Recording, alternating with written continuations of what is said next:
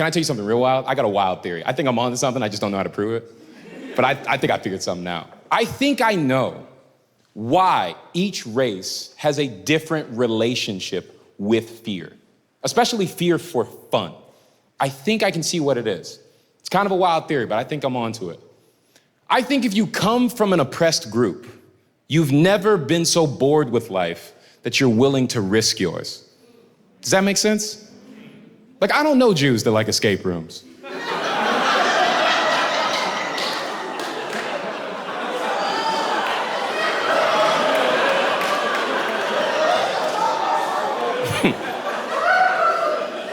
Y'all know y'all came to a comedy show, right? Like, I'm not running for office. I'm not the guy. I'm just here to make the funny points. I think I'm on something. I don't know Jews that like escape rooms. I don't know black people that are into bondage. Whips and chains, you said.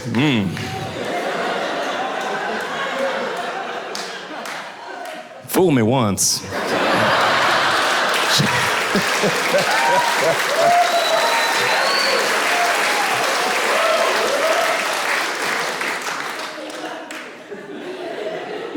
I don't know any Mexicans that want to do a Tough Mudder. That's a real good one. Like, if you know what a Tough Mudder is, that's on point. If you don't know what a Tough Mudder is, just so we're on the same page, a Tough Mudder, it's one of those races you do out in the middle of nowhere. It's a foot race where you're just going through an obstacle course. You're going through like water hazards, running over hills, running through like electrified fences. I don't know one Mexican who's like, again? Yeah, for sure. Yeah, let's do it. They're like, get the fuck out of here. I did that to get in, not fit in. Fuck out of here, my guy. All I'm trying to get at here, I'm not trying to attack anybody. I just want us to understand this concept better so we can get past it, right? Anytime I see somebody online or on TV or wherever say that privilege doesn't exist, I need you to understand, you're not a bad person, but you are wrong. All right, I'm not trying to come at you, but you are actually wrong and you sound ridiculous to people who do understand. Just take the time to understand. All right, privilege exists. Bro, I'm a 6'3" black man. There's not one person in here that thinks my dick's small. That's my privilege. I get big dick privilege. Doesn't matter if you're right or not. You didn't think it. That's my privilege, man. If I was an Asian comic saying all this same shit, you wouldn't have thought the same thing? Beyond, there's not one woman in here who's been at a bar, seen an Asian dude and been like, oh, he might dick me down. And he might. He might do it, but you weren't thinking it. That's my privilege. I get big dick privilege. It's a hardship I have to work over every day. Trying to overcome. But when you say privilege doesn't exist, you know what I always think of? It's always this story. It's such a banana story. When I was a kid, I remember telling my dad what my dream job was, okay? I told him I was 5 years old. I told him I wanted to be in the NBA. My dad is a black man from Alabama in the 1940s, okay? He's not a big dreamer, right? He's a very practical man. His vibe is more like, survive. I'm like, okay. That's what he's like. And I remember I told him I wanted to be an NBA player. You know what he told me?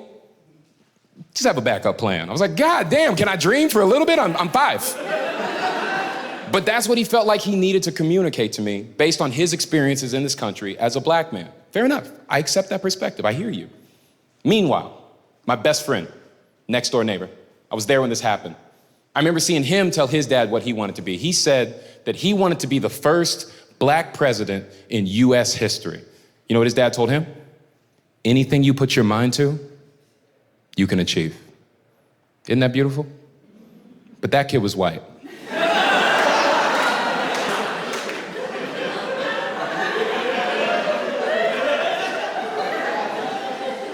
Don't tell me white privilege doesn't exist, my guy. I was there. I saw that shit with my own eyes.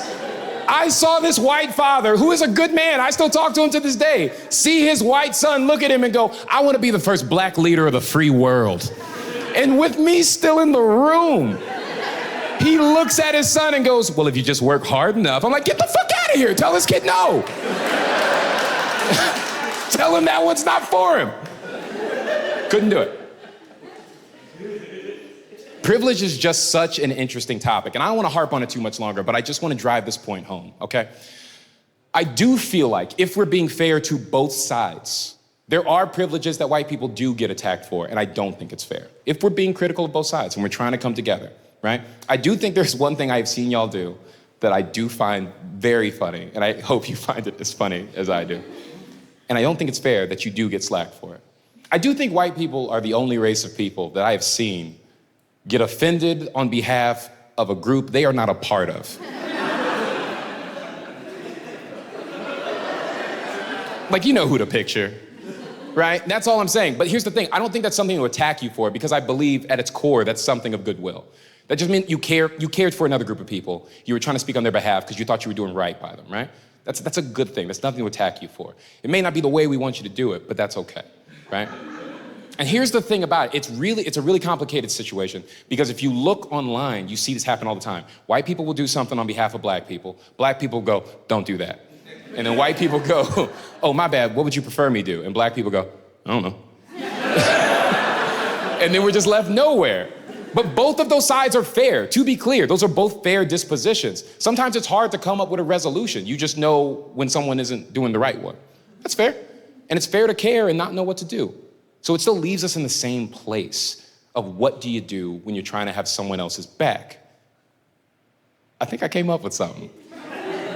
Hear me out here, all right? Listen, I think this is a universal way to show support for a group you're not a part of.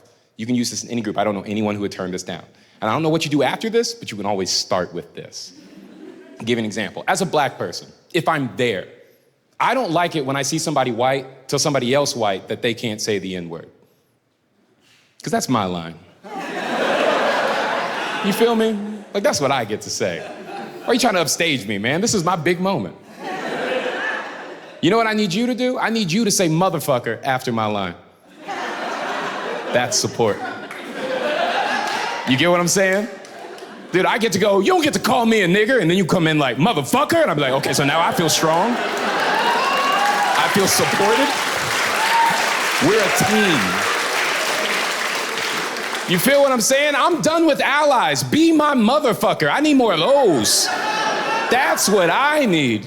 Because I don't think there's anything scarier to a racist person than a black man with a white army. He'd be like, oh, fuck, his cause must be good. I think that's actually scary. Stop being my ally, be my motherfucker.